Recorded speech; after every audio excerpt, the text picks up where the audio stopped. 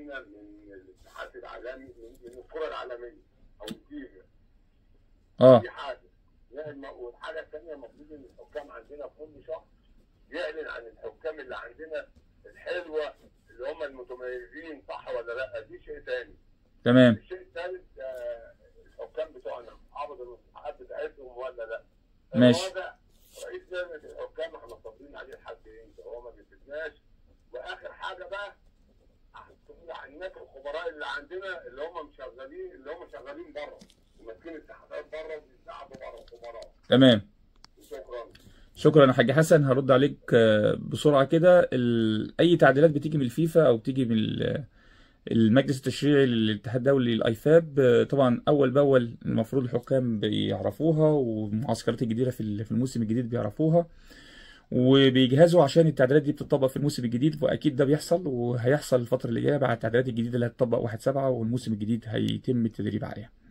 الحكام المميزه كل شهر انت عايز تعلنهم، لا الحكم المميز بتلاقيه دايما في الملعب وتلاقيه موجود على طول بيحكم. الحكم اللي عنده اخطاء بيتم استبعاده شويه، وبالتالي الحكم اللي بتشوفه كتير تعرف ان هو حكم مميز اوتوماتيك من غير اعلان. الناس بتعرف ان الحكم ده لعب ماتش وبعد شويه لعب ماتش تاني وبعد شويه لعب ماتش تالت، معناه ان الراجل ماشي بصوره كويسه ما عندوش اخطاء او اخطاء مؤثره.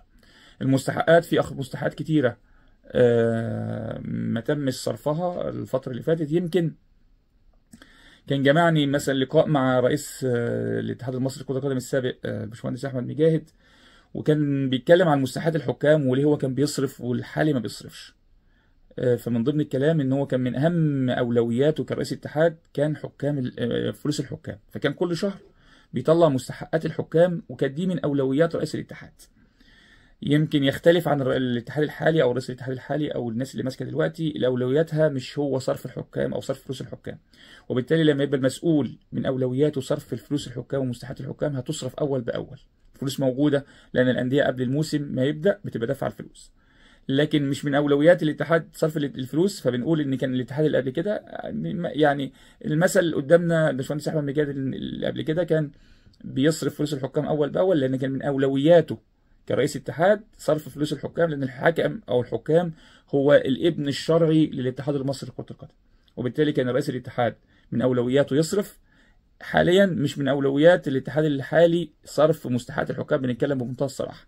فلما يبقى من الاولويات هتلاقي الصرف كامل ومش هتلاقي ولا مليم للحكام عند الاتحاد المصري لكرة القدم. ده بالنسبه للمستحقات. رئيس لجنه الحكام الحالي مكمل لغايه شهر 8 نهايه عقده. يمكن طلع في برنامج تلفزيوني بيتكلم نهايه عقده هيخلص اغسطس اللي جاي، ويمكن رؤيه الاتحاد المصري لكرة القدم ان يكمل عقده. هو الناس كلها مقتنعه ان الراجل مش هيكمل لان ما اضافش حاجه للتحكيم المصري ومش هيضيف حاجه للتحكيم المصري، لكن شرطه الجزائي لو مشوه هيبقى اكتر من المستحقات اللي جايه، فهم حسبوها ماديا يعني. فهو هيكمل لشهر 8 عقده، واعتقد ان هو خلاص مش هيكمل تاني في التحكيم المصري، لان التجربه الاجنبيه ثبتت فشلها، سواء المره الاولانيه مارك لاتنبرج او المره الثانيه فيتور بريرا. فهو هيكمل عقده، واظن بعد كده مش هيبقى له مكان في التحكيم المصري او في الكره المصريه. دي بالنسبه لاسئله الحاج حسن اللي فاتت. تليفون تاني نقول الو. الو. ايوه. صباح الفل يا ابو كباتن. استاذ مليجي صباح الخير عليك. ازيك يا كابتن كريم؟ الله يخليك. اولا تحياتي للاساتذه محمد نور ونوى يحيى، وبقول للي مشرفانا في كل مكان نورتي وشرفتي منتدى المصري للشعر والفن رقم 13 برفقه معالي المستشار محمد المصري، الاستاذه اللي دائما بنتشرف بيها الاستاذه امل الدالي. تمام. قبل ما ادخل بقى عندي بقى كان ملحوظ على الاسبوع ال 20 قول. وال21. ماشي. لكن قبل ما ابدا بقول بعد قبل مباريات اليوم بعد 166 مباراه وباقي 140 مباراه على نهايه الموسم. 390 هدف، 77 ضربه جزاء، تم تسجيل 56 واهدار 21. ماشي. اكثر الحكام احتسابا لضربات الجزاء السيد منير 7 والعتباني 5 وطارق المجدي 5 ووليد عبد الرازق 5. يعني عندنا 37 حاله طرد. اكثر الحكام اللي قاموا بالطرد محمد الغازي 4، عبد العزيز السيد 4 ومحمد يوسف 4. تمام. اللي حكم من 166 مباراه ما زالوا 34. مش هيزيدوا على فكره، انت كل مره بتقول ما زالوا، هم مش هيزيدوا، هم دول معاهم الرخص مش هيزيدوا. ماشي.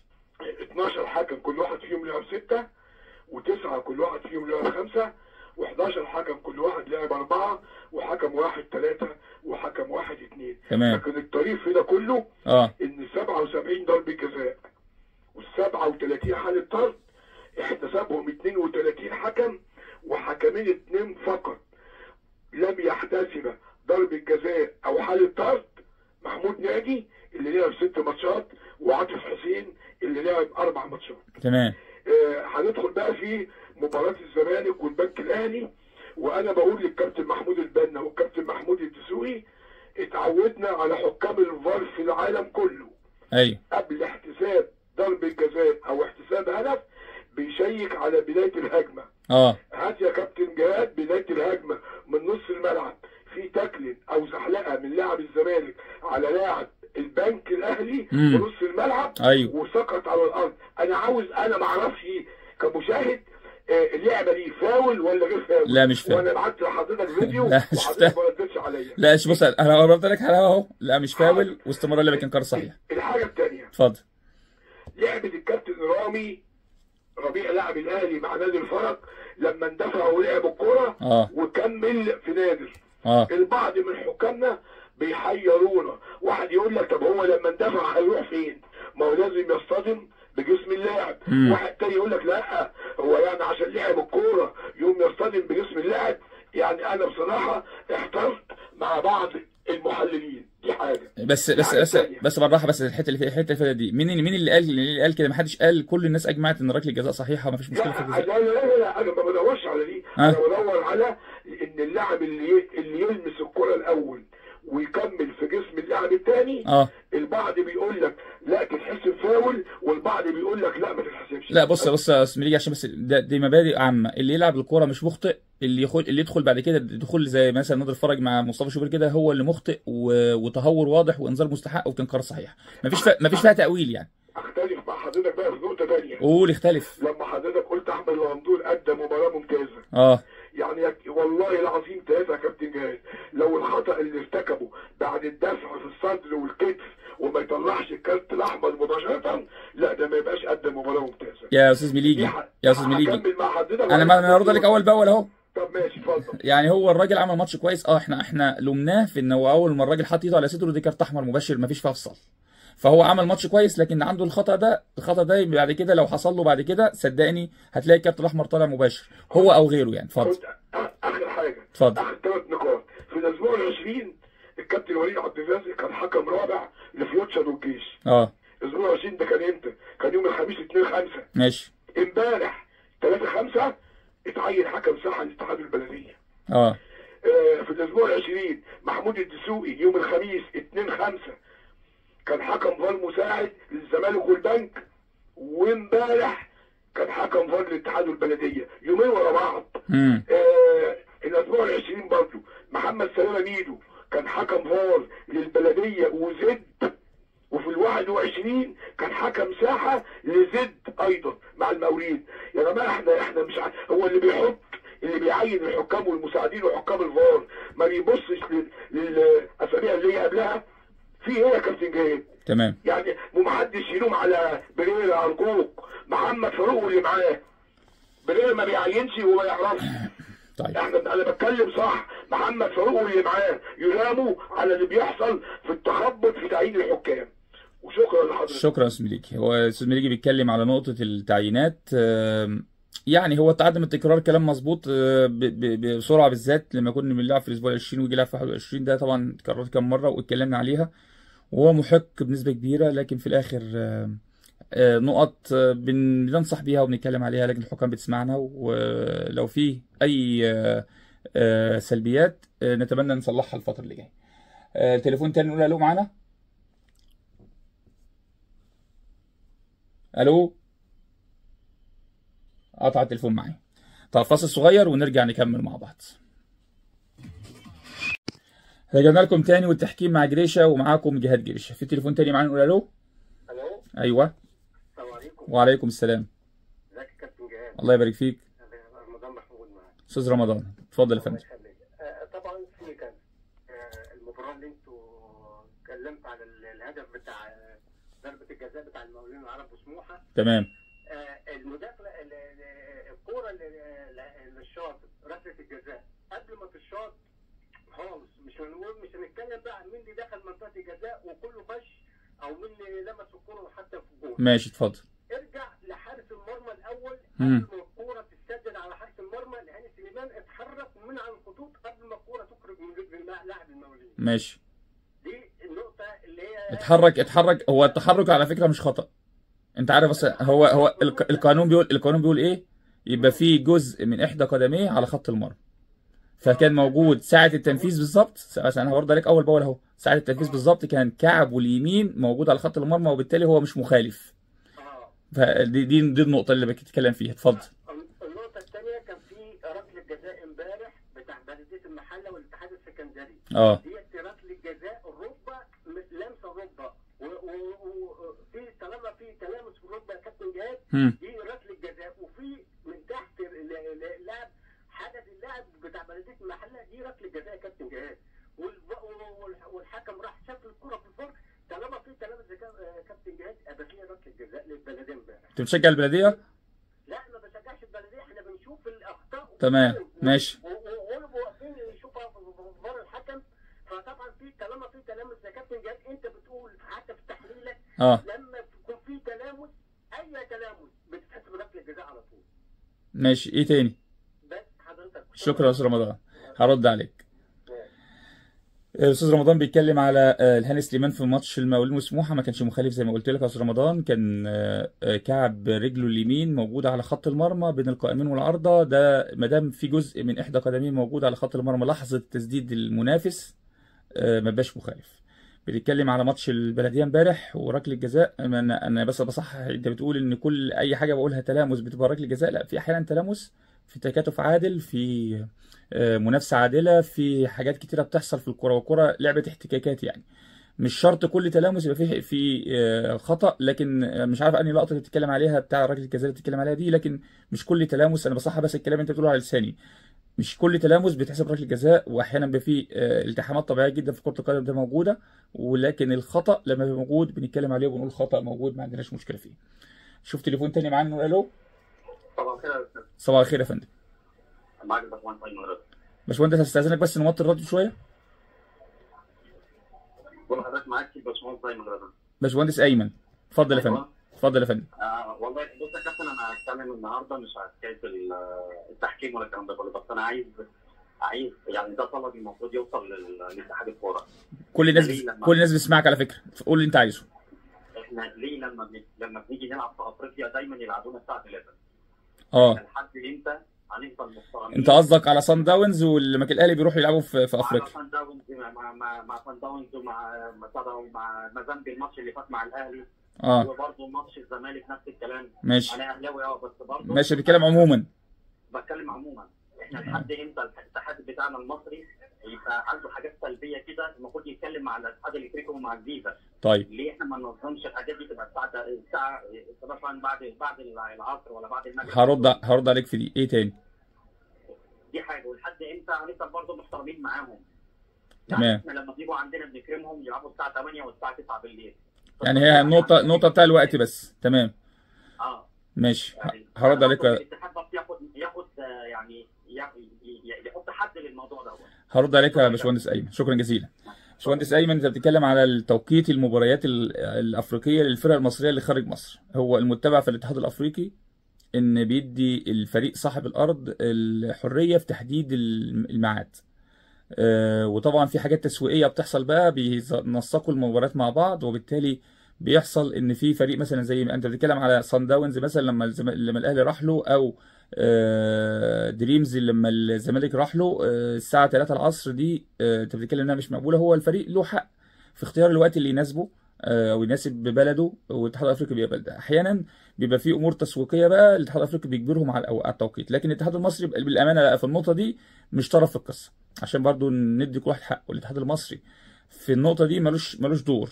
في احيانا بيبقى له دور لما في اي حاجه للفرق المصريه بيدافع عنها، لكن بالنسبه للتوقيتات زي ما بقول لك بمنتهى الامانه الفرق بتختار توقيتاتها اللي هي هتلعب فيها. واحيانا في الادوار النهائيه بيبقى في قبل النهائي او نهائي، في زي ما حصل كده في قبل النهائي الاتحاد الافريقي حدد مواعيد ثابته عشان الامور التسويقيه، وبالتالي هو بيفرض احيانا توقيت على الفرق، لكن عموما الفرق اللي بتحدد مواعيدها وبتحدد ملاعبها، والاتحاد الافريقي بيرضخ طبعا لرغبات الانديه، وده بيحصل مع الانديه المصريه سواء داخل مصر او الانديه الافريقيه والعربيه خارج مصر. فده برضه احقاقا للحق لازم نقوله، والاتحاد المصري مش طرف في الموضوع تماما عشان نتكلم بمنتهى الوضوح. تليفون تاني نقول الو. الو. وعليكم السلام. الله يبارك فيك. مين معايا يا فندم؟ استاذنك بس نوطي صوت الراديو.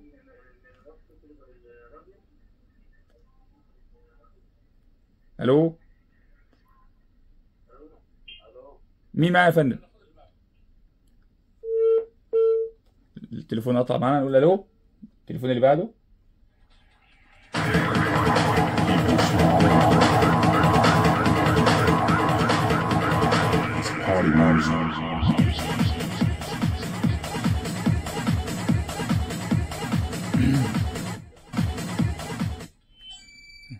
الو. ايوه. الحمد لله. حالك؟ الحمد لله. مين معايا؟ معك سعيد. استاذ سعيد، اتفضل يا فندم. الحمد لله والله. هو بالنسبه للحكم، والحكم ليه الحكم بيشرح الحاله مثلا في الملعب؟ يعمل ايه؟ بيشرح الحاله. يشرح الحاله؟ ليه؟ طيب دي حاجه ثانيه يا سعيد. والثاني كده كابتن جهاد، بالنسبه لموضوع التسلل، اللي هو اللاعب لما بيسابق برجله او ايديه تطبق ولا لسه؟ سابق برجله او بايديه؟ انت بتتكلم على التسلل بجزء من الجسم اتلغى ولا ما اتلغاش؟ طبعا. طيب هرد عليك. شكرا كابتن جهاد. ماشي، شكرا جزيلا. استاذ سعيد بيسأل ليه الحكم في الملعب بيشرح؟ طبعا غير مقبول او غير مطلوب من الحكم يشرح قراراته للعيبه. ده تعليمات بتبقى في الاتحاد الدولي، ما تشرحش للعيب انت حاسب ايه ولا انت عامل ايه. يعني الكلام ده ان كلام ممكن بمنتهى الاحترام مع كل اللاعيبه، لكن مش مطلوب من الحكم ان يشرح قراره في الملعب للعيبه. هو بيتكلم عن التسلل اللي كان لازم جزء من الجسم اتلغى ولازم الجسم كله يبقى متسلل. الكلام ده لسه ما اتطبقش ولسه شغالين على قديم. ولما جت التعديلات في شهر 3 اللي فات ما كانش فيها التسلل اللي كان مقترح ان الحكم يعمل تسلل لو اللعيب متسلل بكل جسمه. لو جزء من جسمه موجود في تسلل لا يعاقب. لا، الكلام ده كان مقترح وما اتخدش بيه، لكن احنا مستمرين على قديمه زي ما احنا في الموسم الجديد. التسلل بجزء من الجسم موجود ويعاقب عليه اللاعب، ما عدا طبعا الايد اللي ما بيجيبش فيها جون، المنطقه اللي ما بيجيبش فيها جون لا يعاقب عليها المهاجم. لكن اللي بنتكلم اللي بيعاقب من اي جزء من الجسم يمكن يحرز بيه هدف يعاقب عليه لو هو في موقف تسلل. ده بالنسبه للتعديلات. في تليفون تاني نقول الو. وعليكم السلام. ازيك يا كابتن ايهاب؟ الله يبارك فيك. انا كابتن هسألك سؤال بس. مين معايا يا فندم الاول؟ الحاج صلاح مبروك. الحاج صلاح، اتفضل الحاج صلاح. سؤال واحد. اتفضل. طرد في ماتش الزمالك. وهو عنده انذار. المفروض يعني واخد انذار. هي الكور دي مشتركه، لازم يقع ولازم يقع في المنطقه. تمام. طبعا مش لازم الفار يتدخل في الموضوع في حاجه زي كده. هرد عليك في دي. ماشي. معلش بطبق على الصواليد واقول له الف سلامه. ماشي. الحاج صلاح بيسأل على طرد أسامة فيصل والإنذار الثاني. هو طبعا اللقطة زي ما قلنا حاج صلاح ان اللقطة التحكيمية في احتكاك حصل. ما فيش ركله جزاء للبنك الأهلي في اللقطة دي، لكن في احتكاك حصل، ومع الاحتكاك ما فيش سيميوليشن، ما فيش إنذار، وبالتالي ده إنذار تاني غير مستحق لأسامة فيصل، وكان الطرد غير مستحق. وطبعا في الدقيقة 55 كان مؤثر في المباراة وفي سير المباراة، وبنك الأهلي طبعا اشتكى في الكلام دوت، وكان عندهم حق محقين في اللقطة دي. بيتكلم ان الحكم الفار يتدخل. حكم الفار في بروتوكول الفار، الحكم الفار ما بيتدخلش في الانذار الثاني، ملوش حق يتدخل ولا يقول للحكم انت اخطأت او انت صح. ما بيتكلمش في الانذار الثاني النهائي طبقا لبروتوكول الفي ار، لكن بيتدخل لو في كارت احمر مباشر الحكم اداه غلط خطأ يعدله، او في كارت احمر مباشر الحكم ما اداهوش يقول له عليه عشان يدي الكارت الاحمر، وبالتالي هو بيتدخل في الكارت الاحمر المباشر فقط، ولا يتدخل في الانذار الثاني باي حال من الاحوال. تليفون تاني نقول الو. الو. ايوه. السلام عليكم. وعليكم السلام. معاك خديجه. استاذه خديجه، ازي حضرتك؟ ازي حضرتك؟ كل سنه وانت طيب. انت بالصحه والسلامه. صباح الهندسه والاخراج. بيصبحوا عليك. في حاجه في الملعب دايما بشوفها بالنسبه للحكام وطاقم الحكام. اتفضل. عندك اللاينزمانين الاثنين، ها؟ بقى اسمهم مساعدين حكم، ما عادش لاينزمان. نعم؟ بقى اسمهم مساعدين للحكم، ما عادش. اللاينزمان ده قديم قوي الكلام ده. ماشي، انا قديمه، انا بشجع من 30 سنه يا ستي ماشي، خلينا في التصحيح مفهوم. اتفضل. حضرتك المساعدين. المهم دلوقتي بص تلاقي اللاينزمان او المساعد رفع رايه ان اللاعب ده اوف سايد وهو مش اوف سايد. ليه الحكم بيوافق على كلام اللاينزمان وما يظبطش هو الملعب برؤيته الحقيقيه وبالوضع القائم؟ ماشي. ليه يعني؟ هكلمك في دي. ولا ايه؟ لا هقول لك. ماشي. طيب. شكرا جزيلا. شكرا استاذ خديجه. استاذ خديجه بتتكلم على التسلل. ليه الحكم المساعد لما يرفع تسلل وهو مخطئ الحكم بيصفر عليه؟ لان الحكم في مكانه استحاله يقرر تسلل او عدم تسلل. الاقدر برفع التسلل او ضبط التسلل هو الحكم المساعد، بوجوده في المكان ده اللي بيشوف خط التسلل. الحكم استحاله في الملعب يعرف ده، وبالتالي لما الرايه بتترفع الصفاره بتطلع، لان الحكم في الوقت ده ما يبقاش عنده الرؤيه اللي يقدر يقول تسلل او عدم تسلل، لان هي في الاخر هي دي مسؤوليه كامله للمساعد. ده بالنسبه للرد على سؤال الاستاذه خديجه. طبعا احنا بنتكلم طول الوقت، يعني الساده المستمعين اللي معانا بيسالوا واحنا بنجاوب. بنتكلم في التحكيم، في حاجات على فكره بيسالوا فيها بتبقى كويسه جدا عشان نفتح مواضيع ونتكلم في التحكيم، لان فعلا الشغل الشاغل دلوقتي في الشارع المصري في التحكيم. دلوقتي المنافسه في الدوري المصري بدات تعلى. الاهلي كسب، الزمالك كسب، بيراميدز بيكسب. المنافسه في الدوري منافسه كبيره جدا. التحكيم هيبقى له عامل كبير جدا الفتره اللي جايه. هتلاقي جمهور الزمالك بيتفرج على ماتشات الاهلي وبيتفرج على التحكيم، وكل كبيره وصغيره بيتكلم عليها. هتلاقي جمهور الزمالك بيتفرج على الاهلي زي ما قلت لكم، وجمهور الاهلي بيتفرج على الزمالك برضه، وكل كبيره وصغيره هيتكلم عليها في التحكيم. فالتحكيم هو رمانة الميزان في المنافسه اللي حاصله دلوقتي. شويه كده وهتلاقي المنافسه تحت الهبوط، هتلاقي برضه الصراعات هتعلى والدنيا هتعلى فوق وتحت. هيبقى التحكيم هو العنصر الاساسي اللي كل الناس بتتكلم عليه. عشان كده هتلاقي هو الشغل الشاغل الفتره اللي جايه في الدوري المصري الممتاز، مع المنافسه ومع استمرار المنافسه، بالذات لما الاهلي يخلص ان شاء الله دوري ابطال افريقيا والزمالك يخلص الكونفدراليه، فالناس هتفضل بقى للدوري. المنتخب هيلعب الماتشين بتوعه تصفيات كاس العالم، وهنفضل الدوري لغايه ما الدوري يخلص لنهايه الموسم. فبالتالي هتبقى المنافسه والشغل كله هيبقى كله اساسه التحكيم والشغل في التحكيم الفتره اللي جايه. فمحتاجين نركز كلجنه حكام، محتاجين نركز كحكام. الفتره اللي جايه مسؤوليه كبيره. الموسم او الثلث الاخير من الموسم بيبقى صعب في كل ظروفه، صعب في كل يعني احداثه. التحكيم عنصر اساسي واساسي جدا في المنظومه، وبالتالي الناس كلها بصت للتحكيم بصوره كبيره. اي غلط او خطا بيحصل تلاقي السوشيال ميديا والجمهور والتعصب بيتكلموا على التحكيم، لان طبعا النقطه والنقطتين يفرقوا كتير جدا في الفتره دي. في تليفون جديد ناخد معانا تليفون، نقول الو. صباح الخير يا فندم. حسين محمد مع حضرتك. استاذ حسين، ازي حضرتك؟ الله يسعدك صباحك وكل سنه وحضرتك طيب. وانت بالصحه والسلامه.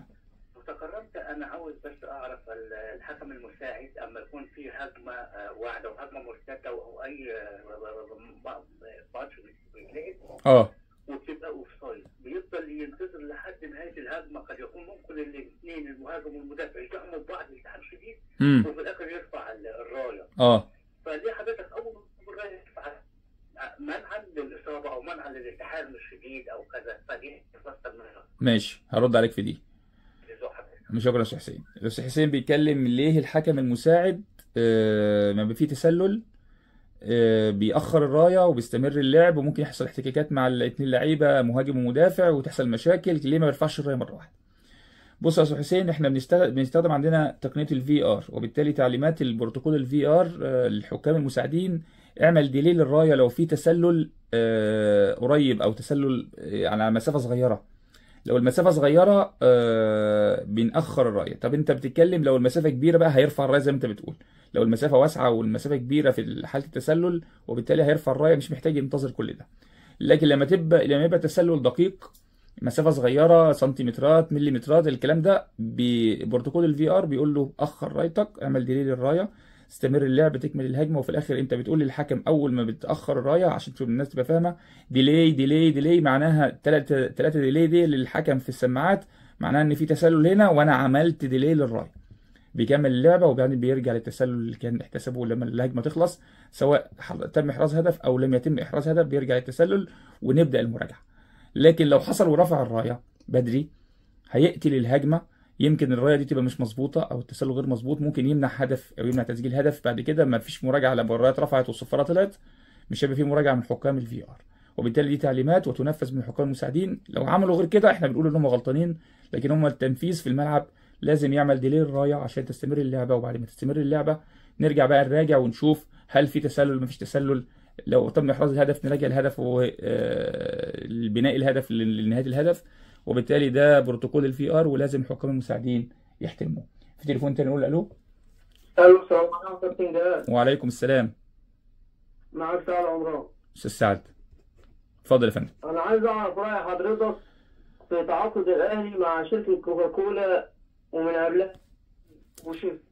بص يا استاذ سعد، احنا ده مش مجالنا خالص، وطبعا كامل احترام لكل الانديه المصريه، ده شغل مش بتاعنا، احنا كل شغلنا في البرنامج بتاعنا كله على التحكيم فقط لا غير، لكن ملناش في موضوع التسويق والتعاقد والقصه دي. مع جريشة في فرصه واعده طبعا الماسك او الفاول تم باهمال. رجعنا لكم تاني والتحكيم مع جريشة ومعاكم جهاد جريشة. طبعا احنا مش مصرح بينا نتكلم في اعلانات او نتكلم في اسم منتج والكلام ده، يعني بنناشد الساده المستمعين لما تخش معانا في مداخله لو تكرمت بلاش تتكلم في اسم منتج او اسم اعلان. احنا في الاخر اتكلمنا في التحكيم بعيد عن اسم منتجات واسم اعلانات.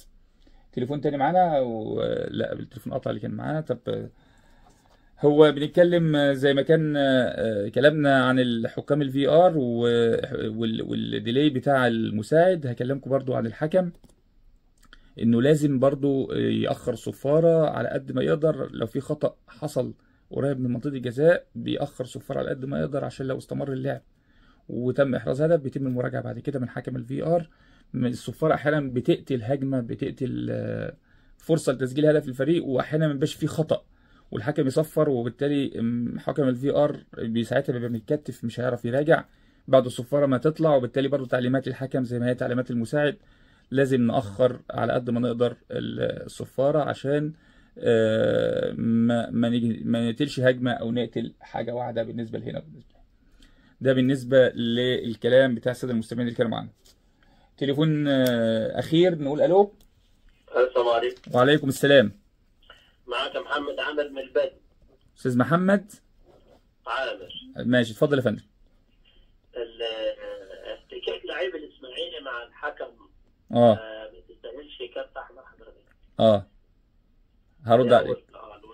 والسؤال الثاني ماشي، هل تضييع الوقت في المباريات اللي بيبقى فيها نادي متقدم على نادي مثلا هدف او باثنين وبيبقى اكثر من 10 دقائق نيجي الحاكم اللي جه رفع 4 دقائق 5 دقائق اوقات مباريات يعدي 3-4 دقائق في كوره واحده.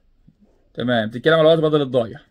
على الوقت بدل الضايع. هل ان الحكام تبقى يعني حداها برضه ناخذ من الانديه الشعبيه لما تبقى متقدمه مثلا فريق زي الاهلي زي الزمالك متقدم على فريق زي الجيش ولا الجونه ولا الفريق تمام. انا عايز جواب صريح. هكلمك بمنتهى الصراحه، احنا هنا بنتكلم بصراحه. استاذ محمد بيسال الاولاني عن احتكاك لاعبي الاسماعيلي مع الحكم. طبعا زي ما قلت لك، اول ما ايد اللعيب تيجي على جسم الحكم كارت احمر مباشر. كان لازم احمد الغندور يعملها ويطلع كارت احمر مباشر. اول ما ايد لاعب جت على جسمه على طول مباشره ودفعه كان لازم كارت احمر مباشر. فده مفيش فيها هزار، وان شاء الله هنلاقي بعد كده حكامنا لو حصل اللقطه دي بالمنظر ده هتلاقي زي ما احنا اتكلمنا وقلنا حكامنا بتتعلم بسرعه وبتتطور بسرعه لو بتسمع وبتنفذ. فهتلاقي بعد كده لو حصلت اللقطه دي مره ثانيه مع اي حكم هتلاقي اوتوماتيك هتلاقي الكارت الاحمر طالع. الوقت بدل الضايع، عندك كل الحق ان الحكم لازم يحتسب الوقت بدل الضايع ويقدره صح بغض النظر لمين او على مين. انت بتتكلم على الفرق الكبيره اهلي وزمالك، ولما بتلاعب فرق صغيره لا، في الاخر الحكم مطالب باحتساب الوقت بدل الضايع ويقدره صح ويدي كل واحد حقه. توصل ل4 دقائق، يوصل 5 دقائق، 7 8 10 مش مشكله، هو يحتسبوا الوقت بدل الضايع اللي ضاع فعلي في الشوط ويحتسبوا في نهايه المباراه. حتى لو الوقت بدل الضايع ده ضاع فيه وقت خلاله يضاف على الوقت بدل الضايع عشان كل واحد ياخد حقه. لكن لكن مش قصه لمين او على مين، مش هتفرق معانا كحكم. المفروض يحتسب الوقت بدل الضحيه. دي بالنسبه للرد على الاستاذ محمد واسئلته. احنا على مدار ساعه كنا معاكم التحكيم مع جريشه، وفي نهايه الحلقه لازم اشكر محمد نور على الميكسر، نهى يحيى على الاخراج، وامل الدالي في موجز الانباء. وان شاء الله بعد اسبوع السبت الجاي ان شاء الله قبل كده بساعه نلتقيكم تحكيم مع جريشه. شكرا لكم، سلام عليكم.